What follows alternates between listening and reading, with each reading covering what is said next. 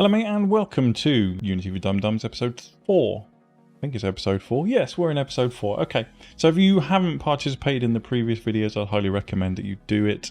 They'll be on the same playlist as this video. It's not absolutely essential if you already understand the concepts of getting players to move and applying components to them. But just to make sure that everybody's all caught up, we're going to quickly rattle through what we've got here. So just get rid of that object. Okay. So we've got a game object that we created in our previous videos, and they have our movement scripts and they have our sprite renderer. We already know what they do. We're going to talk a little bit more about rigid body 2D and collisions and other such lovely goodness. Okay, so at the moment we can hit play, and because we've applied our physics engine is applied to our game object, we can apply force to our character to get it to move around. That's how our game WASD script that we wrote interacts with the rigid body and gets it to actually move around. No problems there at all. So if I were to just give you a quick explanation of what rigid body 2D is, essentially what it does is it gives our character physical properties. It allows our character to interact with the physics engine. Unity has its own built-in physics engine, which is useful because it means that you, as a coder or a designer, do not have to worry about programming that sort of stuff in. That's kind of the point of Unity, is that it means that coders can focus on the intermediate bits and pieces of getting their game to work, so that the game designers don't have to deal with code at all. But the coders themselves don't also have to worry about things like physics engines and other bits and pieces like that. So it does a lot of the work for you. So let's throw something else into our game. So we're going to create a new 2D object. We'll just go with a square sprite. We'll leave it where it is for now. And what I'm going to do is I'm actually going to add a box collider 2D to our game object. And if I hit play now, what we can see is that our character still has free reign to run around, move around, do whatever it wants to do. However, what Unity now does is it now knows that something has collided with this game object. But at the moment, because this game object itself doesn't have any physical properties, it's not going to do anything. It's just going to sit there and go, yeah, so what? So what we actually need to do is also add a rigid body 2D to this game object. And as you can see, our rigid body 2D information has also populated our box collider 2D. But in order for this to actually have any impact whatsoever, we also actually need to add a collider to our game object, because at the moment our game object has a physics properties, but it doesn't actually interact with anything else. So we actually need to add, I'm just going to go with a box collider 2D to keep it nice and simple. I'm actually going to edit that collider because that is way too big. So if we just minimize all this stuff down, in our box collider 2D component, we can see there's an edit collider thing there. We click on that, we can actually zoom in and we can drag these green gizmos to make sure that our game object's collider is actually the same size as the object itself. And there are other shapes you can use capsules, you can even have an actual mesh collider which would match this game object in its entirety, which for the player character is probably not a bad idea, but if you had every single sprite on the screen mapping its colliders the same way, it would become very cumbersome indeed. So now we've got a collider on our game object, what you can see is now we got a physics interaction between the two game objects. And what the issue we have, well, what happened there is that neither of our sprites are actually currently locked in their rotation. So if we come back to our rigid body 2D on our player character and we open up constraints, at the moment our character can rotate in the Z axis. So if we turn that off, our game character will no longer spin. So if we were to move up, we can see our game character, our game object is going to spin around to its heart's content, and if we just zoom right out, we can see that that thing is going to basically move for a very long time, because our physics that we've applied to that game object shows that there's no linear drag. If I was to apply a linear drag of 1, let's just say for argument's sake,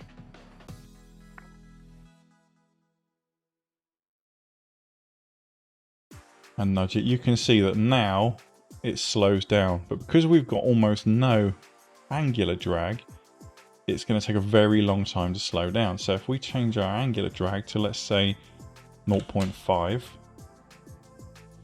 and again we come back into play mode again, and we can now, as you can see, not only does it stop moving quite quickly, but it also stops spinning quite quickly.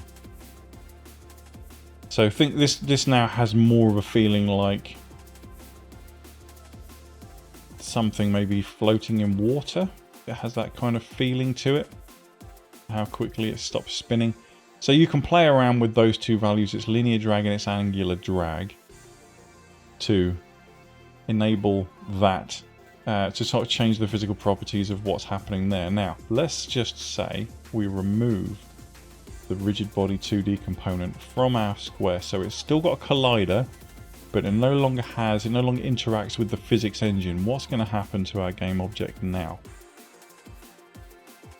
Now, our game object has become a physical barrier for anything which does have physics in it and colliders. Because our character has a collider, we're using the physics engine to move it, but the collider touches this other game collider and it will not let it through.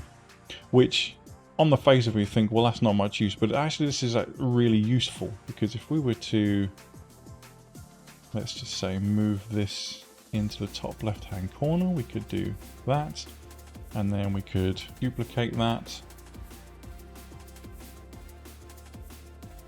move our duplicate down to the bottom, and we're going to duplicate it again.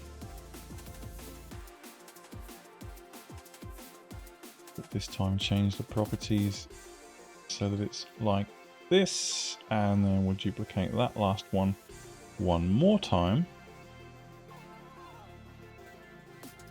So for the player, they can only see this portion of the screen. So what they see is this white border around the edge of the screen, which the player can no longer leave, it can no longer escape.